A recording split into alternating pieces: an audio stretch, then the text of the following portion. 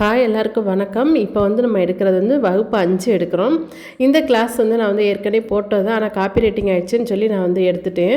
இப்போ நம்ம பேப்பரில் என்னென்ன டிசைன் போட்டோமோ அது எல்லாத்தையுமே துணியில் நான் இப்போ வரைஞ்சி வச்சுருக்கேன்.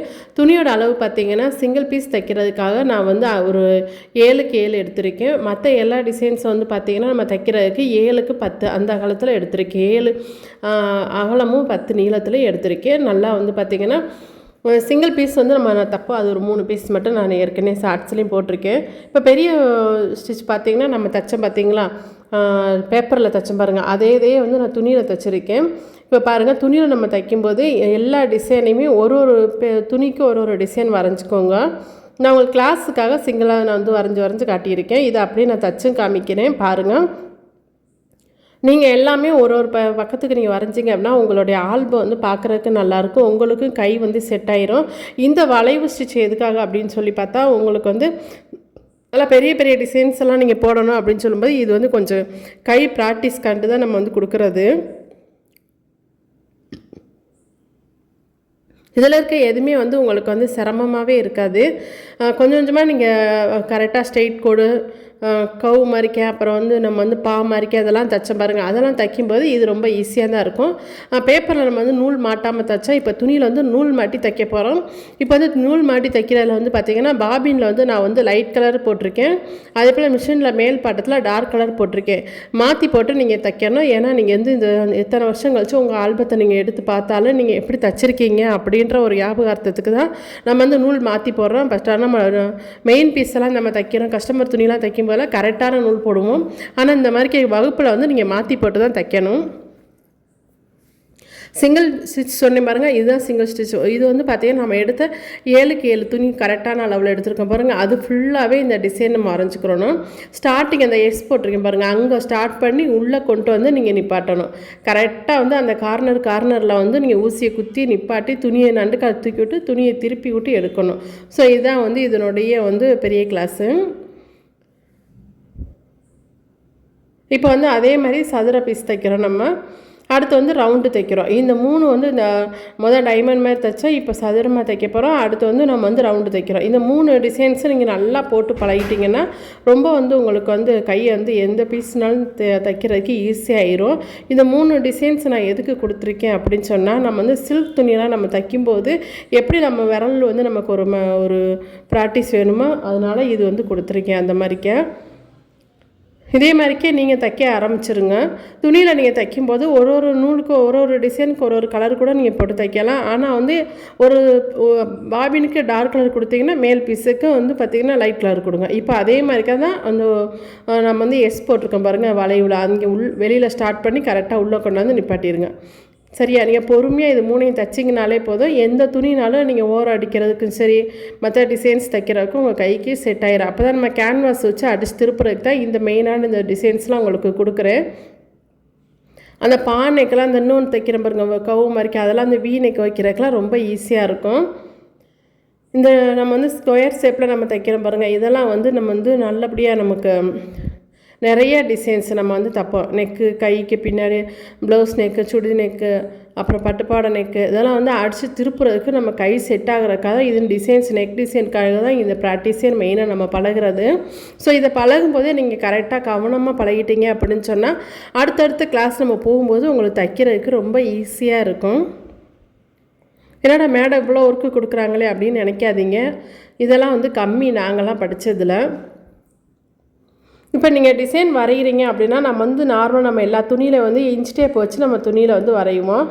பட் ஆனால் நம்ம மாடல் தைக்கிறோம் அப்படின்னு சொல்லும்போது அந்த சென்டிமீட்டர் கணக்கு தான் நம்ம கொண்டுட்டு போனோம். இன்ச் கணக்கில் நம்ம எடுக்கிறோம் அப்படின்னா இப்போ ஒரு ஸ்கொயர் நம்ம இப்போ எடுக்க போகிறோம் அப்படின்னு சொன்னால் நம்ம அந்த இன்ச் கணக்கில் இருக்குது பாருங்கள், சென்டிமீட்டர் கணக்கு. அதில் 2 சென்டிமீட்டர் நமக்கு இன்ச்சில் அரை இன்ச் கணக்கு வரும். ஸோ நமக்கு ஒரு இப்போ ஸ்ட்ரெயிட் போட போகிறோம் அப்படின்னா 2 சென்டிமீட்டர் நம்ம போட போகிறோம். அப்போ இது நம்ம கரெக்டாக அளவு கால்குலேஷன் கரெக்டாக விழுகும். நீங்கள் அரை இன்ச்சு, 1 இன்ச்சு, 1.5 இன்ச்சு அப்படி போகும்போது கொஞ்சம் குழப்பமாயிரும். இப்போ பாருங்கள், நம்ம அந்த சென்டிமீட்டர் கணக்கிலே நம்ம எடுக்கும்போது கரெக்டாக நமக்கு வந்துருச்சு பாருங்களேன். 1லேருந்து நம்ம அந்த 0லேருந்து 2 வச்சோம்னா அரை இன்ச்சு நம்ம கரெக்டாக வந்துருச்சு, அரை இன்ச்சு பாயிண்ட்டுக்கு. நீங்கள் அரை இன்ச்சு எடுக்கிறத விட இந்த மாதிரி சென்டிமீட்டர் வந்து நீங்கள் வந்து அப்போ தான் நீங்கள் ஆல்பம் ஷர்ட்டு நீங்கள் தைக்கும்போது சென்டிமீட்டர் கணக்கு வச்சு தான் நம்ம தைப்போம். இன்ச்சு கணக்கில் நம்ம வந்து 8 இன்ச்சு வைக்கிறோம் அப்படின்னா சென்டிமீட்டர் நீங்கள் 8 இன்ச்சு கட் பண்ணீங்க, அப்படி 8 நம்பர் கட் பண்ணீங்க அப்படின்னு சொன்னால் நம்மளுடைய ஆல்பம் பீஸ் ரெடி ஆயிரும்.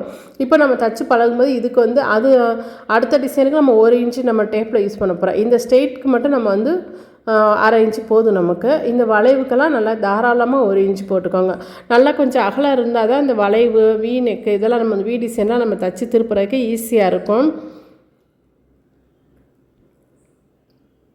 ரொம்ப வந்து இந்த வளைவுலாம் நெருக்கமாக போட்டிங்கன்னா வந்து உங்களுக்கு கொஞ்சம் அடிச்சு திருப்ப கொஞ்சம் தைக்க கொஞ்சம் சிரமமாக தெரியும்.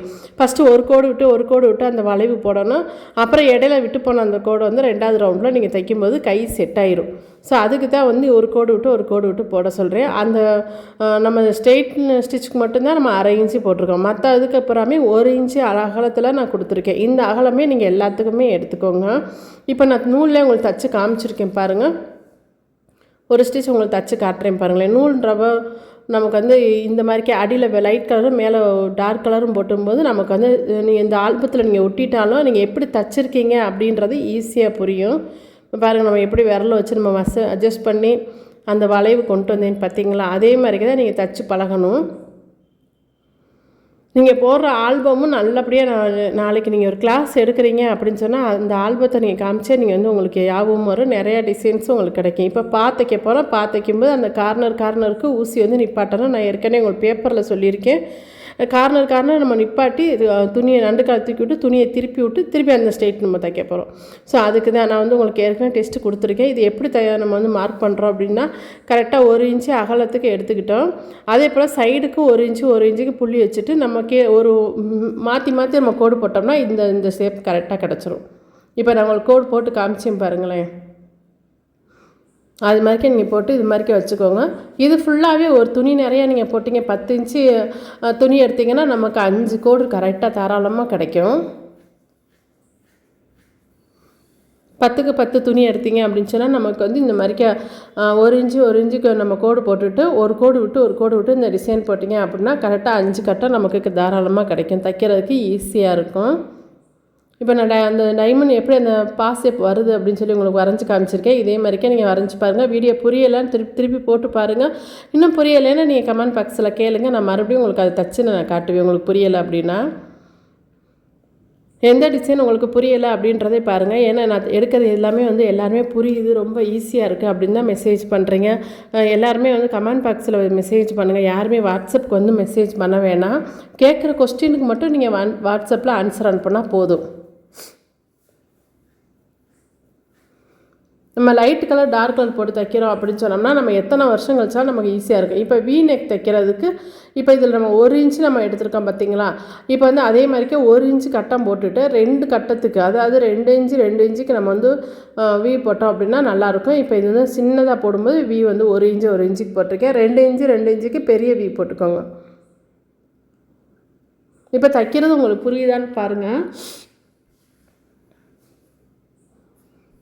இந்த மாதிரிக்கே நீங்கள் எல்லாம் ஒரு கலரில் நீங்கள் போட்டுக்கோங்க. நான் வந்து ஒயிட் வந்து எதுக்காக எடுத்துக்கிறேன் அப்படின்னா ஆல்பத்துக்கு கொஞ்சம் நீட்டாகவும் இருக்கும். இன்னொன்று நான் வந்து ஒரு டீச்சர்ஸ் அந்த ஆல்பத்தை நான் கொடுத்து விட்டேன் அப்படின்னா அவங்களுக்கு புரியும். கடைசியாக பார்த்தீங்கன்னா டாட் தையல் போட்டிருக்கேன். இந்த டாட் தையல் உங்களுக்கு வேணும் அப்படின்னா கமெண்ட் பாக்ஸில் சொல்லுங்கள், தனி வீடியோவாக போடுறேன். அடுத்து ஸ்கேலப் டிசைன் நம்ம போடுறதுக்கு இந்த மாதிரிக்கே ஒரு வளைவு நீங்கள் ஒரு 2 டிசைன் போட்டு பழகணும். போட்டிங்க அப்படின்னா ஸ்கேலப் டிசைன் வந்து இவ்வளோ ஈஸியாக இருக்கும். இந்த ஸ்கேலப் ஸ்கேல் வந்து பார்த்திங்கன்னா நம்ம வச்சு வரைஞ்சி நம்ம போடுறதுக்கு ஆல்பம் தயார் பண்ணுறது எப்படின்னு கேட்டிங்கன்னா இந்த மாதிரி பேசிக் துணியை வந்து மேலே நீங்கள் ஸ்டிச் போட்டிங்க அப்படின்னு சொன்னால் இந்த இதை தனியாக நீங்கள் ஒரு ஆல்பமாக வச்சுக்கலாம். நாளைக்கு நீங்கள் கிளாஸ் எடுக்க போகும்போது ஃபஸ்ட்டு இதை மட்டும் கொண்டுட்டு போய் இதை வச்சு நீங்கள் ஃபஸ்ட்டு கிளாஸ் எடுத்துக்கலாம். இந்த மாதிரிக்கு நீங்கள் ஒரு 10 டிசைன் வந்து நீங்கள் போட்டு நீங்கள் 10-15 டிசைன் போட்டு இப்படி நீங்கள் ஒரு ஆல்பமாக பேசிக் ஸ்டிச்சஸ்ன்னு சொல்லி போட்டு நீங்கள் ஒரு ஆல்பம் ரெடி பண்ணி வச்சுக்கோங்க. இந்த வளைவு நல்லா நீங்கள் உங்களுக்கு வந்துருச்சு அப்படின்னா ஸ்கேலப் டிசைன் வந்து சூப்பராக வந்துடும். அதே போல் இந்த வளைவு நீங்கள் தைச்சிட்டிங்கன்னா கிராஸ் பீஸ் தைக்கிறதுக்கு உங்கள் கை செட் ஆயிரும். அதுக்கு தான் வளைவு கொடுக்குறது. இப்போ இந்த ரவுண்டு நம்ம தைக்கிறோம். இந்த ரவுண்டு எதுக்குன்னு சொல்லி பார்த்தோன்னா யூ நெக்கு அப்புறம் வந்து வி நெக்கு இதெல்லாம் தைக்கும்போது பைப்பிங் வைப்போம். அப்போ வந்து நம்ம கை வந்து உருட்டி தைக்கிறோம். அந்த பைப்பிங்கை கிராஸ் பீஸ் வச்சு நம்ம பைப்பிங் அடிப்போம். அந்த ட்ரைனிங்காக தான் இந்த ஸ்டிச் உங்களுக்கு நான் கொடுக்குறது. ரவுண்டு ஸ்டிச் அதுக்காக தான் பழகுறது. நம்ம பைப்பிங்க்கு நம்ம கை செட் பண்ணுறோம், அவ்வளோதான். இதில் வந்து பார்த்திங்கன்னா நம்ம கிராஸ் பீஸ் வச்சு தைக்கும்போது பார்த்திங்கன்னா எம்மிங் தைக்கிறதுக்கு ஒரு கிராஸ் துணி வச்சு தைப்போம். ஸோ அதை வந்து நம்ம வந்து துணி வந்து ப்ளவுஸை இழுக்காமல் வச்சு தைக்கணும். ஸோ அதுக்காக இந்த டிசைன் நான் கொடுத்துருக்கேன் உங்களுக்கு. ஒரு டிசைன் நம்ம தைக்கிறோம் அப்படின்னு சொல்லும்போது அதில் ஒரு அர்த்தம் இருக்கும். சும்மாலாம் வந்து டெய்லரிங் கோர்ஸில் வந்து ஒரு ஸ்டிச்சும் வந்து சும்மா விளையாட்டுக்காக வராது. நீங்கள் ரவுண்டு தைச்சிங்க அப்படின்னு சொன்னால் நெக்கு ரவுண்ட் நெக்குக்கெலாம் நீங்கள் பைப்பிங் கொடுக்கும்போது ரொம்ப கை வந்து நல்லா சூப்பராக நீட்டாக வரும். இந்த மாதிரிக்கே டைமண்ட் ஷேப் கொடுக்கும்போது நீங்கள் இந்த நெக்கு மற்றபடி டிசைன் நெக்கெலாம் நீங்கள் தைக்கும்போது பைப்பிங் கொடுக்குறதுக்கு அந்த டிசைன் வந்து கேன்வாஸில் அடித்து திருப்புறதுக்கெலாம் இந்த மாதிரிக்கே ட்ரைனிங் ஆகிக்கிறோங்க கையே. மெயினாக வந்து கை நல்லா வந்து ட்ரைனிங் ஆகிறதுக்காக தான், மிஷின் நம்ம கண்ட்ரோலுக்குள்ளே வர்றதுக்காக தான் இந்த ஸ்டிச்செலாம் நம்ம போட்டு பழகிறது.